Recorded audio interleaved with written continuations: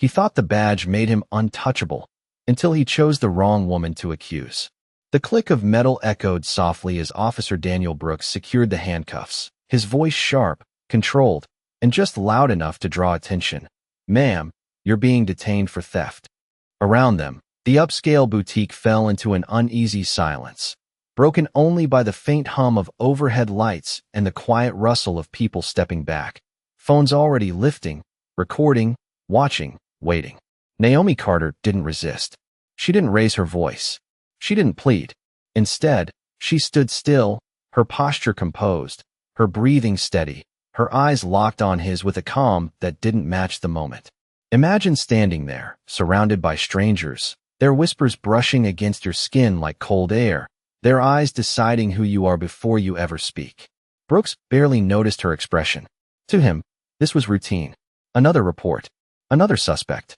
Another quick resolution wrapped neatly in authority.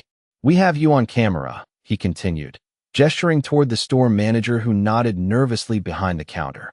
"No need to make this harder than it already is." But Naomi's silence wasn't fear. It wasn't confusion. It was something else entirely. The kind of silence that doesn't ask for permission. The kind that waits. A faint shift passed through the room, subtle but real, like the air itself tightening. Naomi's gaze didn't break. Not when the murmurs grew louder. Not when someone in the crowd whispered, "She doesn't look like she belongs here." Not even when Brooks stepped closer, expecting resistance that never came. Instead, she tilted her head slightly, her voice finally cutting through the tension, low, steady, unmistakably clear. "Officer, are you absolutely sure you want to do this?" It wasn't defiance. It wasn't a threat. It was something far more unsettling. For a brief second, something flickered in Brooks' expression, but it passed just as quickly as it came. Authority had taught him to ignore doubt. "I'm sure," he replied, firmer now, louder, as if convincing the room as much as himself. Naomi gave the smallest nod, almost imperceptible, as if confirming something only she understood. Somewhere in the distance, beyond the glass doors of the boutique, a dark vehicle slowed to a stop, unnoticed by most. Inside, the tension didn't break. It stretched. Naomi's hands remained still, her eyes unwavering, her presence quietly shifting the balance of a moment that hadn't yet realized it was about to change. And then, just before everything turned, she spoke again, softer this time, but somehow louder than anything that had been said before. "Then let's see how far this goes." The words lingered in the air longer than they should have, stretching the moment into something heavier than a simple arrest. And for the first time, the room did not feel like it belonged to Officer Brooks anymore. It felt uncertain, shifting, as if something unseen had just stepped into the space between them, and Naomi Carter stood at the center of it without moving, without raising her voice, without giving anyone the reaction they expected, her calm now louder than the whispers circling the boutique, louder than the faint clicking of phones recording every second, louder than the authority in Brooks' stance that suddenly felt just a fraction less solid than before. And still he pressed forward because that was what he knew, what he trusted: procedure, control, certainty. "Turn around," he said again, firmer this time, guiding her toward the exit as the store manager avoided eye contact, and the customers parted just enough to let them pass, but not enough to stop watching. Because something about this did not feel finished, it felt like the beginning of something none of them could yet define. And as the glass doors opened, the afternoon light spilled in, bright and sharp, revealing the street beyond, where a black vehicle had come to a quiet stop at the curb, its presence subtle but deliberate, like it had been expected long before anyone inside realized it. And Naomi noticed it, not with surprise, but with recognition, her eyes shifting for only a second before, returning forward, steady, composed, as if every step she took had already been accounted for. And Brooks did not see it. Not yet, his focus locked on the task, on the narrative he had already decided was true, because in his world things were simple, clear lines, clear roles, and she fit into the role he had chosen for her, or at least that is what he believed, until the silence behind him changed, until the murmurs outside grew quieter instead of louder, until the air itself seemed to pause. And then came the sound, not loud, not dramatic, just the soft closing of a car door, followed by footsteps measured and controlled, approaching with a confidence that did not need to announce itself, and Brooks slowed without meaning to, just slightly, just enough to feel it, that shift, that unfamiliar hesitation creeping into a moment that had been entirely his, and Naomi stopped walking before he told her to, not resisting, not pulling away, simply stopping, as if the scene had reached a point only she could recognize. And when he turned, finally aware that something had changed, he saw them. Dark suits, calm expressions, eyes scanning the situation not with curiosity, but with precision, and for the first time the badge on his chest did not feel like the highest authority in the room. And Naomi spoke again, her voice even, almost gentle, but carrying a weight that settled into every corner of the street. "You still have time to think about your next move," she said, not looking at him now, but past him, toward the people who had just arrived, and the question was no longer whether she belonged there. The question was why no one had realized who she was before it reached this point. And as the silence deepened and the tension tightened around every breath, one truth began to surface, slow but undeniable. This was no longer his situation to control.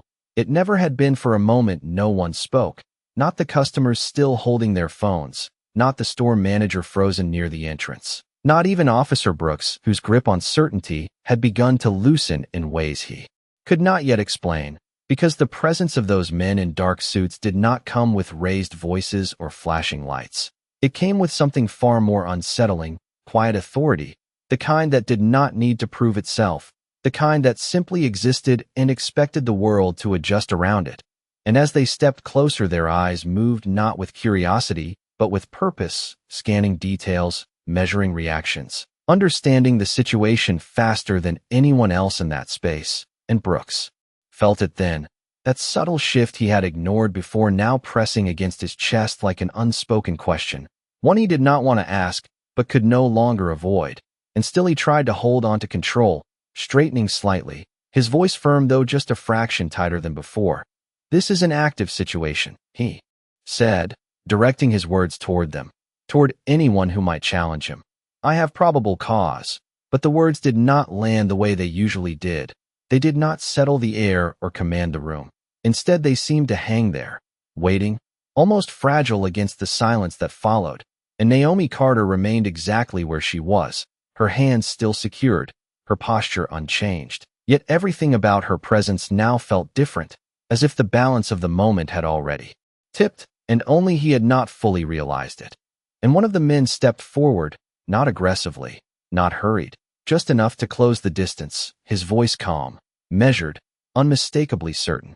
"Officer, we are going to need you to pause," he said, not asking, not negotiating, simply stating, and Brooks' jaw tightened, because pause was not a word he used, not in situations like this, not when he believed he was right, and yet something in the way it was said made it difficult to ignore. And Naomi's gaze shifted slightly, not toward Brooks, but toward the man who had spoken, a silent acknowledgement passing between them, brief but undeniable, and it was in that moment that the smallest detail began to unravel everything. A badge, not on a belt, not displayed for attention, but revealed just enough as the man adjusted his jacket, a glimpse of something official, something far beyond local authority, and Brooks noticed it, his eyes catching it before he could stop himself, and the certainty he had been holding on to began to crack, not all at once, not dramatically, but slowly, like a foundation he had trusted starting to give way beneath his feet. And Naomi finally turned her head back toward him, her expression unchanged, her voice steady, but now carrying a clarity that cut through every assumption that had led them here. "You said you were sure," she reminded him quietly, and there was no anger in her tone, no urgency, just truth, simple and unshakable, and the crowd that had gathered felt it too. The shift from accusation to something else, something heavier, something real, because this was no longer about a missing item or a quick decision made in the moment. This was about what happens when certainty meets reality, when assumption meets truth, and Brooks stood there caught between the two, the weight of the situation settling in as the question finally surfaced, not spoken out loud but impossible to ignore. What if he had been wrong? And more importantly, what if this was never his case to begin with? The question did not need to be spoken because it was already written across the silence. in the way Officer Brooks no longer moved forward, in the way the crowd had stopped whispering and started watching with something closer to anticipation, and in the way the men in dark suits carried themselves as if they had stepped into a situation they had already seen unfold before, not surprised, not rushed, just present at the exact moment everything began to turn, and Brooks felt it now in full, not as doubt, but as pressure, slow and undeniable, pressing against every assumption he had made in the last few minutes. Because nothing about this was aligning with the version of events he had confidently declared, and yet he held on. Because letting go meant admitting something he had never needed to consider before, that he might not be the highest authority standing here. I followed protocol, he said, his voice measured, controlled, but no longer effortless, as if each word required just a little more effort than the last. And the man in front of him did not argue, did not challenge him directly. Instead, he simply nodded once, a gesture that was neither agreement nor dismissal, just acknowledgement. And then his attention shifted, not to Brooks, but to Naomi Carter. "Ma'am," he said respectfully, the tone alone enough to redraw the lines in the room.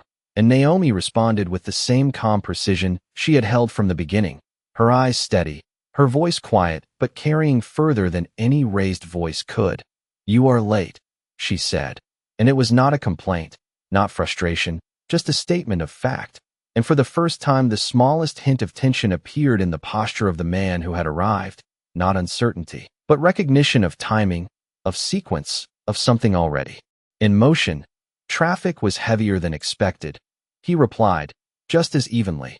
And that exchange, brief and simple, landed harder than anything else that had happened so far, because it was not the conversation of strangers, it was not even the conversation of equals, it was something else entirely, something structured, something understood, and Brooks saw it, felt it, the realization forming not in one sudden moment, but in fragments, pieces connecting faster than he could process them. And Naomi turned slightly, just enough to face him again, her expression unchanged, but now carrying a clarity that left no room for misinterpretation. "Officer Brooks," she said, using his name without hesitation, without introduction. And that alone shifted the ground beneath him more than anything else. "You built your case very quickly," she continued, her tone calm, almost analytical, as if reviewing a report rather than standing in the middle of an accusation. "But you never asked the one question that would have mattered." And the space between them tightened again, not with chaos, but with focus, every person present now leaning into the moment without realizing it. And Brooks felt it, the need to respond, to regain control, to reassert the version of reality he had constructed, but the words did not come as easily as before, because somewhere between the arrival of those vehicles and the quiet exchange he had just witnessed, the structure he relied on had begun to shift, and Naomi finished the thought he had not yet been able to form, her voice steady, final. "Who you were really dealing with." And the silence that followed was no longer uncertain, it was definitive, because the answer to that question was already here, already present. And only one person in that moment had not fully accepted it, yet the silence did not break. Because no one dared to interrupt what was unfolding. And in that stillness, Officer Brooks finally felt the full weight of what had been building from the moment Naomi Carter chose not to resist, not to argue, not to prove anything at all. Because now it was no longer about what he believed had happened inside that store, it was about what he had overlooked in plain sight. And the difference between those two realities was beginning to close in around him, tightening with every second that passed without an answer he could control. And Naomi remained exactly where she stood, composed, patient, as if time itself was working in her favor, as if she had already seen this moment long before he stepped into it. And the man in the dark suit took another small step forward, his presence now undeniable, his voice calm but carrying the kind of authority that did not need to be raised to be heard. "Officer Brooks," he said, matching Naomi's precision, "I suggest you take a moment and reassess the situation." And it was not a warning, not a command, but something far more difficult to ignore, a final opportunity. And Brooks swallowed slightly, the movement subtle but visible, because reassess meant reconsider. And reconsider meant admitting that the foundation he had been standing on might not exist at all. And for the first time, his eyes shifted, not scanning for threats or witnesses, but searching for something he had missed, something that could restore the balance he had just lost. But there was nothing, no hidden evidence, no sudden justification, only the quiet certainty standing in front of him. And Naomi tilted her head just slightly, her voice steady, almost reflective. "You relied on what you thought you saw," she said, each word deliberate, measured, "but you never questioned why it looked that way." And the statement did not accuse him. It exposed something deeper, something systemic, something he had never needed to confront before, and the crowd felt it too. The shift from a simple misunderstanding to something far more complex, something that could not be resolved with a quick explanation or a firm tone. And Brooks exhaled slowly, the tension in his shoulders no longer hidden, because the control he had carried into this moment was no longer his to hold. It had slipped, quietly but completely. And Naomi's gaze did not waver as she took a single step forward, not to close distance, not to challenge, but to stand exactly where she needed to be, her voice lowering just enough to draw him in, to make sure he heard every word. "There is still a choice here," she said. And that was the moment everything narrowed. The noise, the crowd, the movement of the street behind them, all fading into the background as the decision in front of him became the only thing that mattered, because this was no longer about an accusation. It was about what he would do now that the truth was no longer hidden. And for the first time since this began, Officer Brooks hesitated, not out of confusion, but because he finally understood that whatever came next would define far more than the situation in front of him. It would define him. And Naomi held his gaze, unwavering, as if waiting not for an answer, but for him to recognize that the moment he thought he controlled had never truly been his at all. The hesitation did not look dramatic. It did not come with a step back or a raised voice. It came in something much smaller, the slight pause before Officer Brooks responded, the fraction of a second where certainty failed to arrive the way it always had. And in that gap, the entire situation began to shift beyond his reach, because, for the first time, he was no longer reacting to what he believed was happening. He was reacting to what he could no longer explain, and Naomi Carter watched him with the same steady composure, her presence unchanged. But now it carried something else, not pressure, not force, but inevitability, the quiet understanding that the truth does not need to rush, it only needs to arrive. And the man in the dark suit adjusted his stance slightly, his attention no longer divided, now fully focused, as if a decision point had been reached. "Officer," he said again, his tone calm but now firmer. "This situation is being transferred." And the words landed with a finality that left no room for interpretation, and Brooks felt it immediately. The loss of control not as a sudden collapse, but as a slow withdrawal, like something being taken from him piece by piece. Authority, direction, certainty, all slipping into the hands of people who had not raised their voices once. And still he tried to hold onto something, anything that would ground him. "On what basis?" he asked, the question coming out sharper than he intended, because it was not just a request for information, it was a last attempt to anchor himself to the rules he understood, and the answer came without delay, without hesitation, "On the basis that you initiated action without full context," the man replied, his voice even, each word placed carefully. "And that context is now present." And Brooks followed the direction of his gaze back to Naomi. And in that moment, the realization stopped being abstract. It became real, immediate, unavoidable, and Naomi met his eyes again, not with anger, not with triumph, but with clarity, the kind that does not need to be explained because it speaks for itself. And slowly, deliberately, she lifted her cuffed hands just enough to acknowledge their presence, not as a complaint, not as a demand, but as a fact that could no longer be ignored. And the man in the suit gave a small nod to one of the others who stepped forward with quiet efficiency, producing a key without ceremony, without spectacle, and the soft click that followed was almost lost beneath the weight of everything else. But it carried through the moment like a signal, subtle but absolute. And Naomi lowered her hands, free now, yet unchanged in posture, unchanged in expression, as if the cuffs had never defined her position to begin with. And Brooks watched it happen, not interrupted, not resisted, because somewhere in the unfolding of events he had already lost the authority to do so. And Naomi adjusted her sleeves calmly, her movements precise, controlled, And then she spoke one final time, her voice steady, measured, leaving no room for misunderstanding. "Next time," she said, her eyes holding his just long enough to make the words settle. "Start with the question, not the assumption." And there was no hostility in it, no need for it, because the lesson had already been delivered, not through force, not through confrontation, but through the quiet, undeniable shift of power that had taken place right in front of him.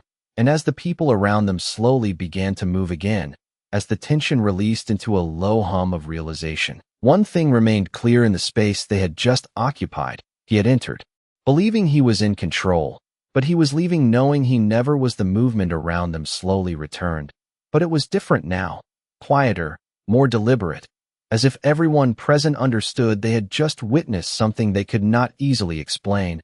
And Naomi Carter stood at the center of it all without claiming attention, without acknowledging the eyes that still lingered on her, because she did not need to. The shift had already spoken for her, and the men in dark suits repositioned themselves with quiet precision, no longer approaching, but forming a subtle perimeter that redefined the space without making a scene. And Officer Brooks remained where he was, not because he had nowhere to go, but because for the first time he was unsure how to move forward.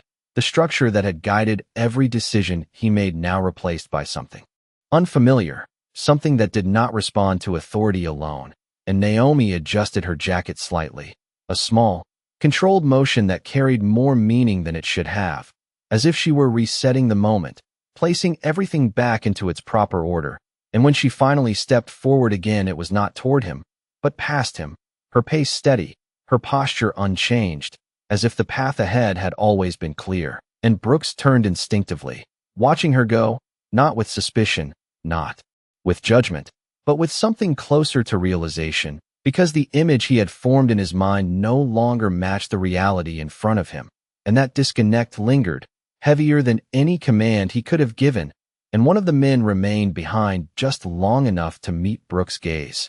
Not confrontational, not dismissive, simply present. And in that brief exchange there was no accusation, no lecture, only a quiet acknowledgement that the moment had passed and the consequences would follow in their own time.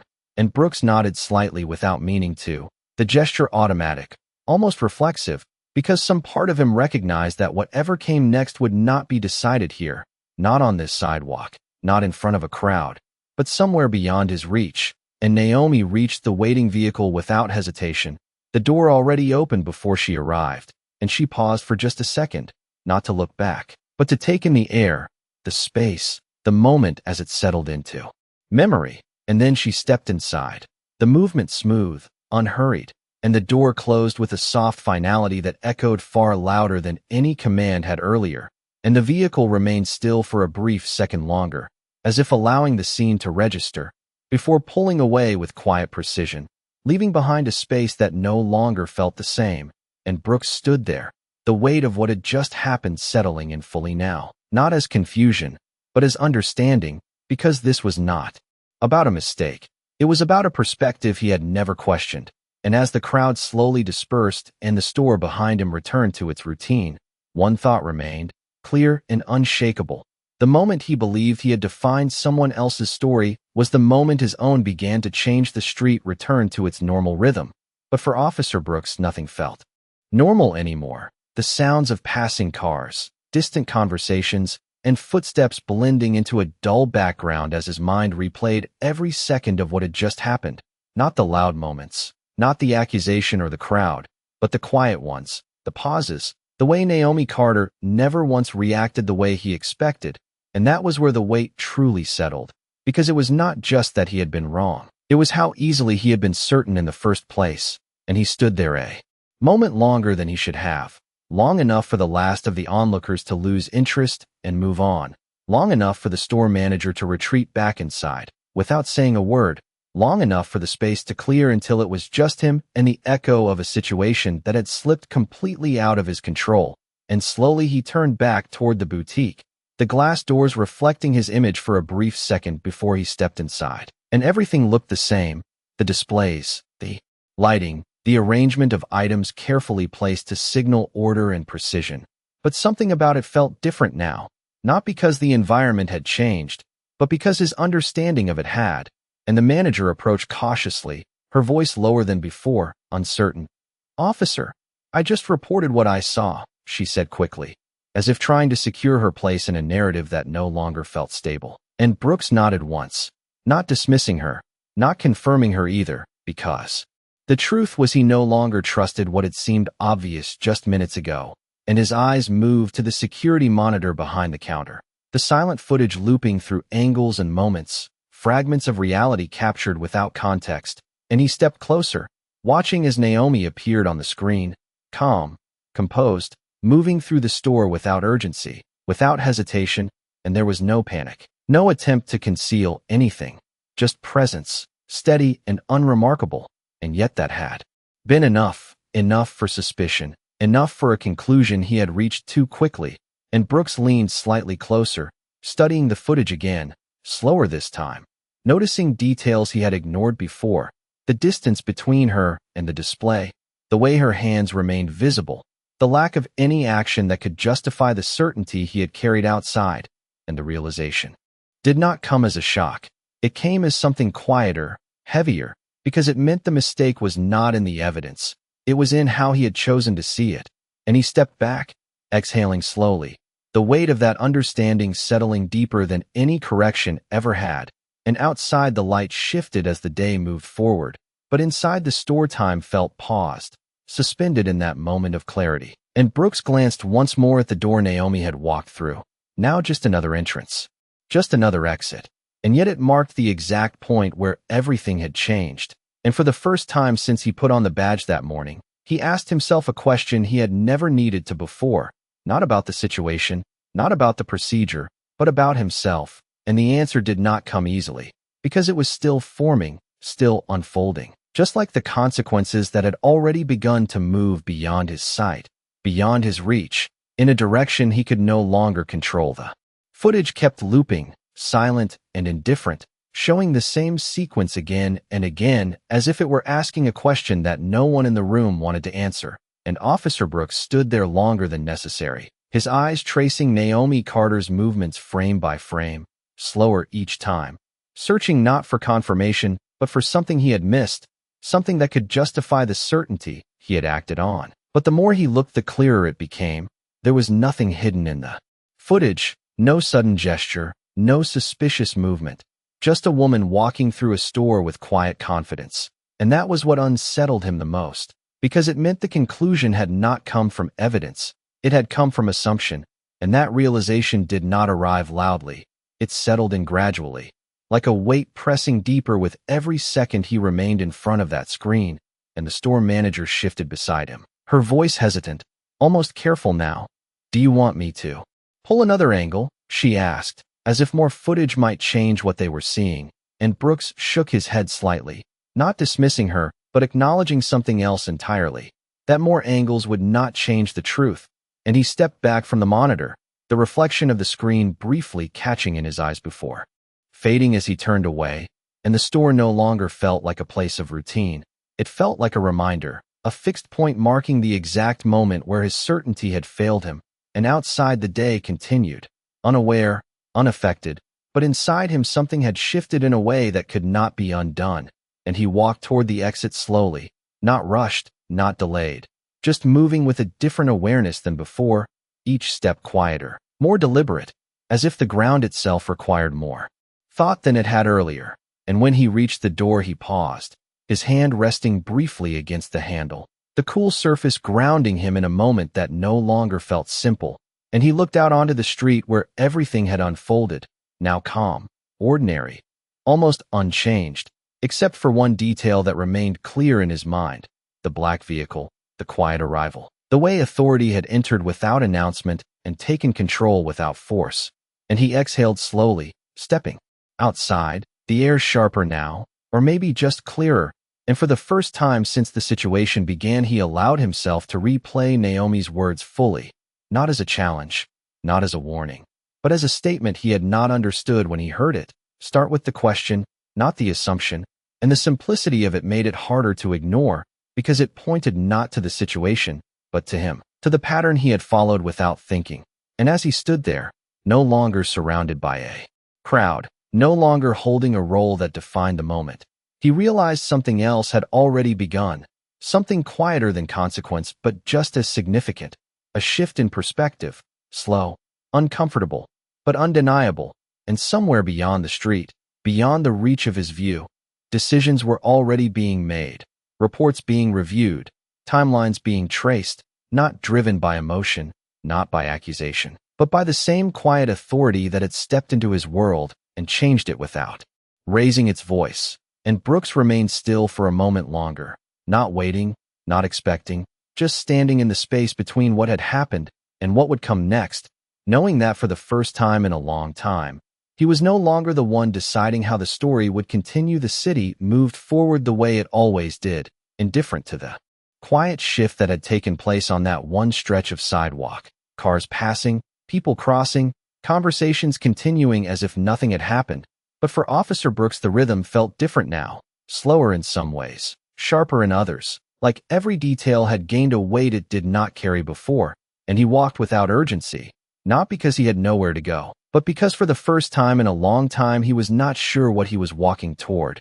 And the radio on his shoulder crackled faintly, a voice calling out routine updates, codes, locations, the familiar language of control and order.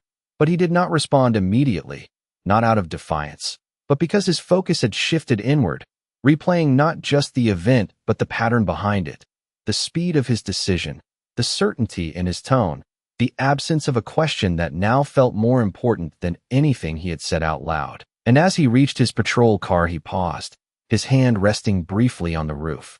The metal warm under the afternoon sun, grounding him in a moment that no longer felt automatic. And he glanced at his reflection in the window, not searching for recognition, but for something else, something harder to define, and the silence around him was no longer empty.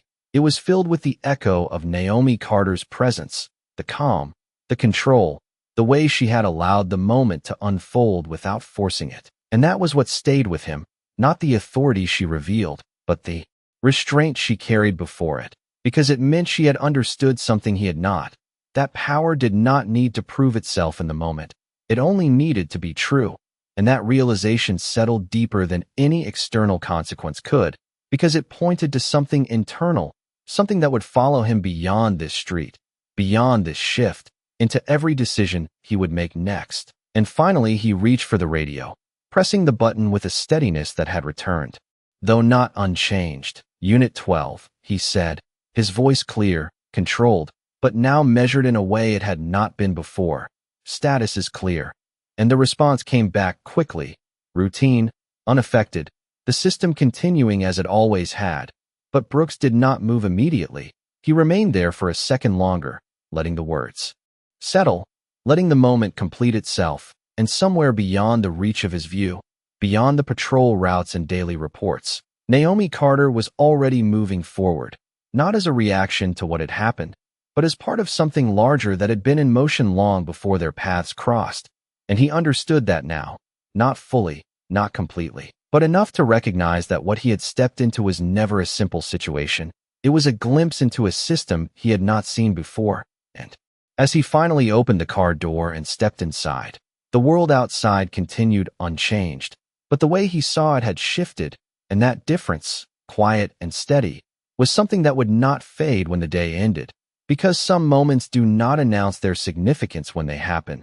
They reveal it slowly, over time, in the choices that come after. And this was one of them. The engine started with a low hum that felt steadier than the thoughts running through Officer Brooks' mind.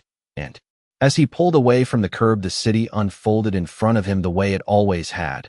Streets lined with storefronts, traffic lights shifting from red to green, people moving with purpose, unaware that for him something had already changed in a way that could not be undone.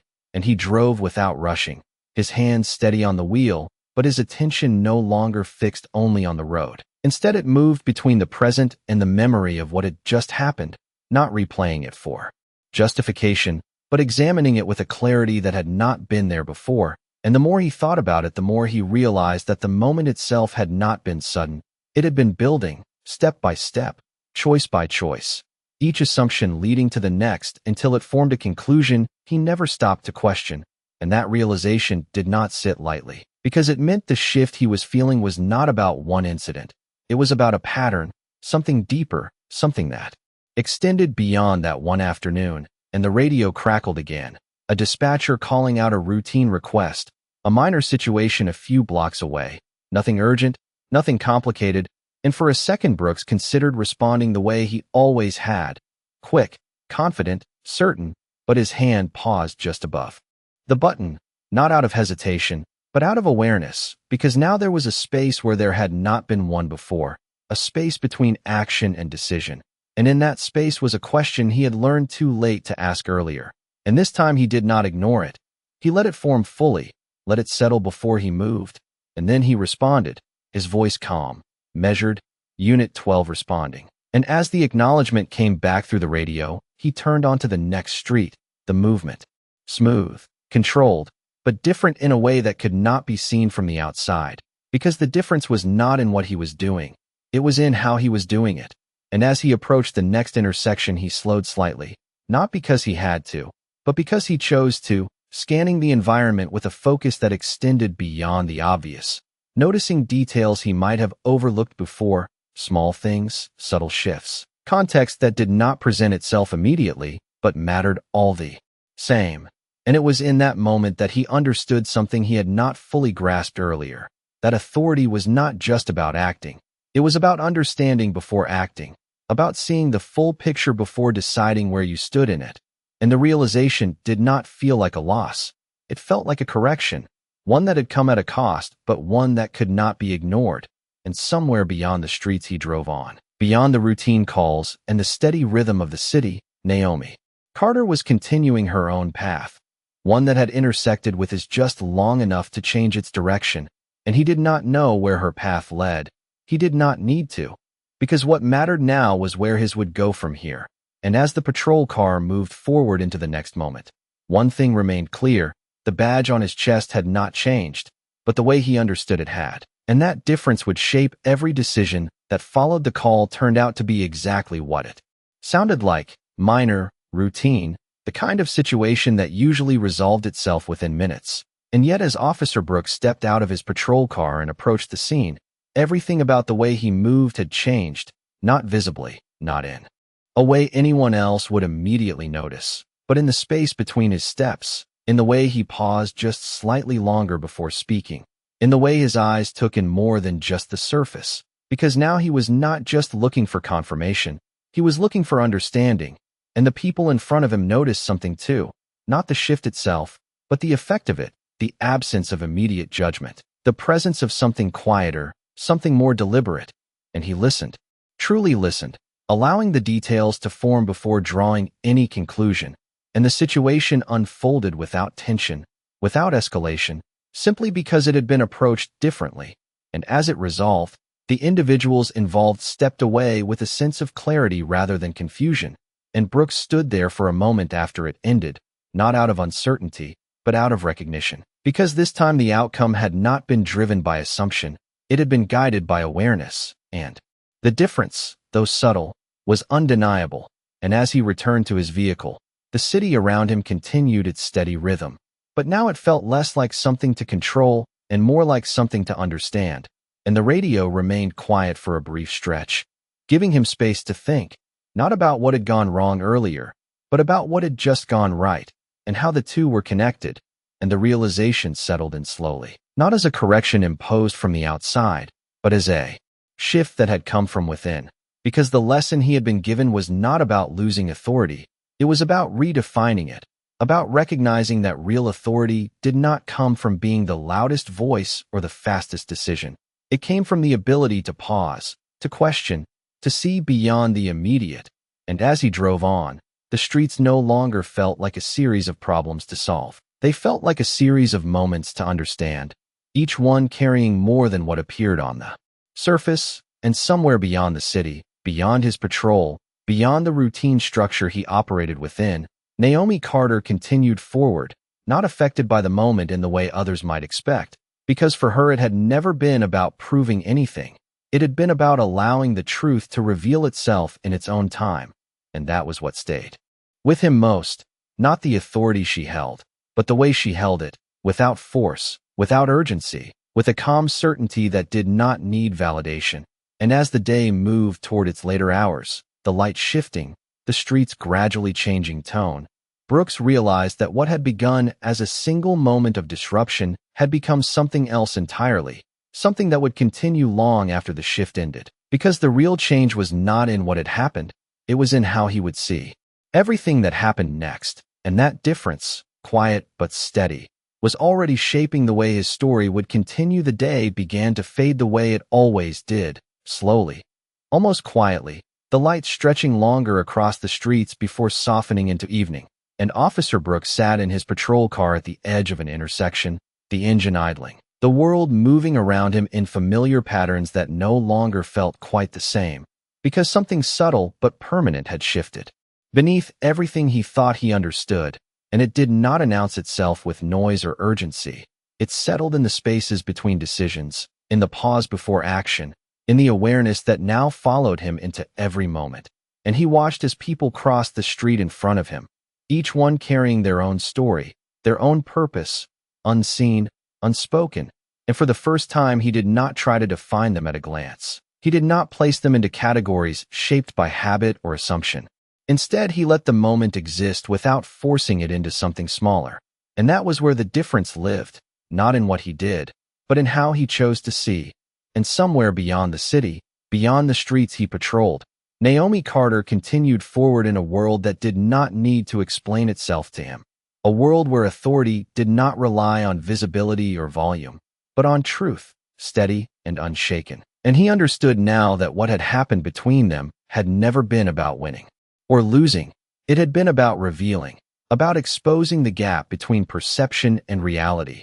And that gap had changed him in a way no order or instruction ever could. And as the radio remained quiet and the sky shifted into deeper shades, Brooks finally exhaled fully, not carrying the weight of the moment anymore, but holding on to the lesson it left behind. Because some encounters do not end when the people walk away. They continue in the way you move forward after, in the choices you make when no one is watching. And as he pulled away from the intersection and drove into the evening, one thought remained clear, steady, and impossible to ignore. He had worn the badge believing it gave him the power to define what was right. But that day had shown him something greater, that real justice is not about control. It is about understanding. And sometimes the strongest authority is the one that knows when to step back, when to listen, and when to let the truth speak for itself.